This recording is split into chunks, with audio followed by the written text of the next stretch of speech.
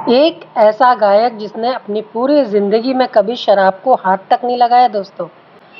एक ऐसा शायर जिसने सिर्फ़ 2 लाइनें लिखी और कहा इससे ज़्यादा नहीं लिखूँगा, और एक ऐसी धुन जो गलती से बन गई। इन तीनों ने मिलकर 1965 में एक ऐसा गाना बना दिया जिसे सुनकर आज 61 साल बाद भी लोग मदहोश हो जाते हैं दोस्तों।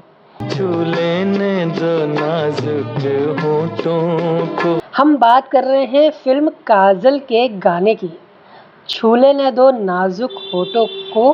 क्या आपको पता है ये गाना आज तक अधूरा है? इसमें तीसरा अंतरा कभी बना ही नहीं है। फिर भी ये बॉलीवुड के इतिहास का सबसे नशीला गाना कैसे बन गया? आज इस वीडियो में आपको उस रात की कहानी सुनाएंगे जब स्टूडियो में सब हैरान रह गए थे। वीडियो को आखिर तक जरूर देखिएगा क्योंकि आखिर में बताएंगे साहिर लुधियानवी अचानक गायब कहाँ हो गए थे, जिसकी वजह से ये गाना अधूरा रह गया दोस्तों। कहानी शुरू होती है 1965 में। डायरेक्टर थे राम महेश्वरी। वो बना रहे थे फिल्म काजल। फिल्म में नजर आए थे मीना कुमारी, धर्मेंद्र और अपने खास अंदाज के लिए मशहूर राजकुमार। राजकुमार का रोल ऐसा ही था, रोबदार, भारी आवाज वाला, हर बात को जानी कहने वाला। डायरेक्टर राम महेश्वरी का एक फैसला बिल्कुल साफ था। उन्होंने अपनी टीम से कह दिया था राजकुमार पर कोई भी रोमांटिक उछल कूद वाला गाना नहीं फिल्माया जाएगा क्योंकि उनकी पर्सनैलिटी को वो सूट नहीं करता। अब फिल्म में एक सीन आता है, रात का वक्त है, हल्की सी रोशनी है, राजकुमार के हाथ में शराब का जाम है और सामने बैठी हैं मीना कुमारी। राजकुमार को उन्हें शराब ऑफर करनी है। डायरेक्टर को लगा कि अगर यहाँ सिर्फ डायलॉग बोला गया, लीजिए शराब पीजिए, तो मज़ा नहीं आएगा। क्यों ना यहाँ 2 लाइनें कोई नशीली शायरी डाल दी जाए, बस 2 लाइन शायरी की तरह। उनके दिमाग में एक ही नाम आया, साहिर लुधियानवी। साहिर लुधियानवी साहब उस वक्त अपने दौर के सबसे बड़े शायर माने जाते थे। वो 2 लाइनें लिखने के लिए सेट पर आए। उन्होंने सीन समझा और अपने खास अंदाज में सिर्फ 2 शेर लिख दिए, छू लेने दो नाजुक होठों को, कुछ और नहीं है, जाम है ये। कुदरत ने जो हमको बख्शा है वो सबसे हंसी इनाम है ये। कुदरत ने जो हमको बख्शा है, बस 2 लाइन, वो सबसे हंसी इनाम है ये। तय हुआ था कि राजकुमार पर्दे पर इसे शायरी की तरह बोलेंगे, पीछे हल्का फुल्का बैकग्राउंड म्यूजिक डाल देंगे। लेकिन किस्मत को कुछ और ही मंजूर था दोस्तों। म्यूजिक डायरेक्टर थे रवि साहब, बहुत ही सुलझे हुए इंसान थे। वो इन 2 लाइनों के लिए एक बैकग्राउंड ट्यून बना रहे थे, हारमोनियम पर कुछ बजा रहे थे। बजाते बजाते उनके मन में एक धुन आई, ऐसी धुन जो सीधे दिल में उतर रही थी, जिसमें एक अजीब सा नशा था, एक ठहराव था।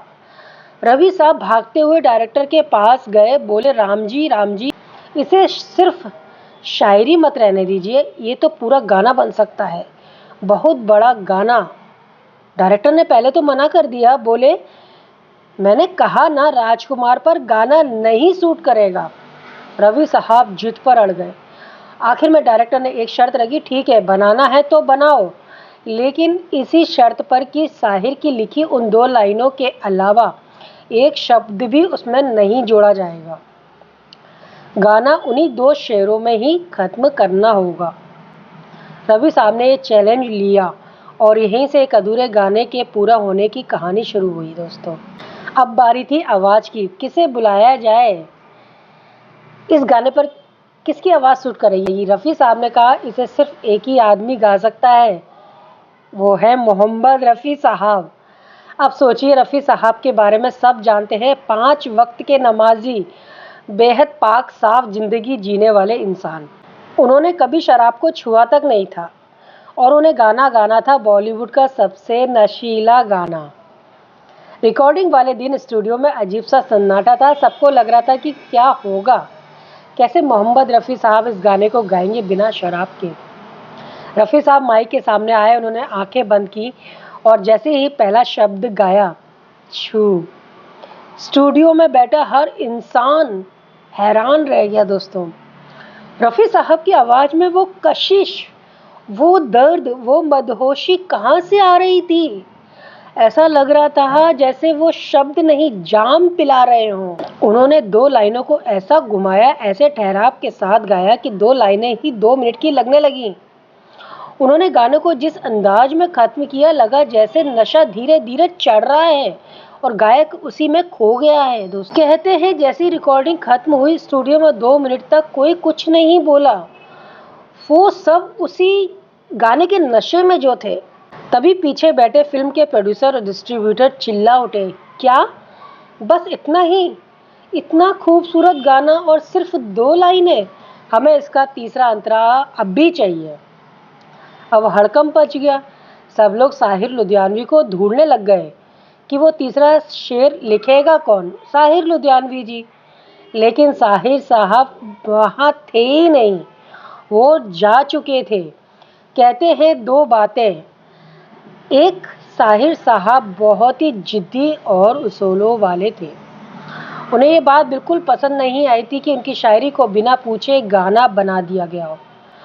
वो नाराज होकर वहाँ से चले गए थे। दूसरी कहानी ये कि वो किसी और काम से चले गए थे और जब तक वो मिलते तब तक रिकॉर्डिंग का टाइम निकल चुका था। डायरेक्टर राम महेश्वरी बड़ी दुविधा में पड़ गए। गाना इतना हिट लग रहा था कि उसे छोड़ा नहीं जा सकता था और साहिर साहब मिल नहीं रहे थे कि उनसे अंतरा लिखवाया जा सके तीसरा। आखिर में उन्होंने फैसला किया, जैसा है वैसा ही रहने दो। और यही इस गाने की सबसे बड़ी खूबी बन गई दोस्तों। रफ़ी साहब ने गाने के अंत को इतनी खूबसूरती से संभाला था कि किसी को पता ही नहीं चल रहा था कि गाना अधूरा है। लगता है जैसे हीरो ने नशे में गाते गाते अपनी बात अधूरी छोड़ दी हो।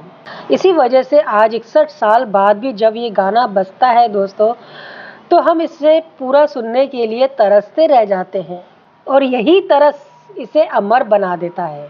छू लेने दो नाजुक होठों को। तो दोस्तों ये था उस अधूरे गाने का पूरा सच। कुछ और नहीं है, जाम है ये। एक ऐसी गलती जिसने इतिहास बना दिया। अब आपको क्या लगता है, अगर इस गाने का तीसरा अंतरा होता तो क्या ये इतना ही यादगार बनता दोस्तों? नीचे कमेंट में ज़रूर बताइएगा। और अगर आपको पुराने गानों के ऐसे ही अनसुने किस्से पसंद हैं तो दोस्तों चैनल को सब्सक्राइब करना मत भूलिएगा। मिलते हैं अगली वीडियो में एक और ऐसी ही कहानी के साथ। Thank you. छू लेने दो नाजुक होठों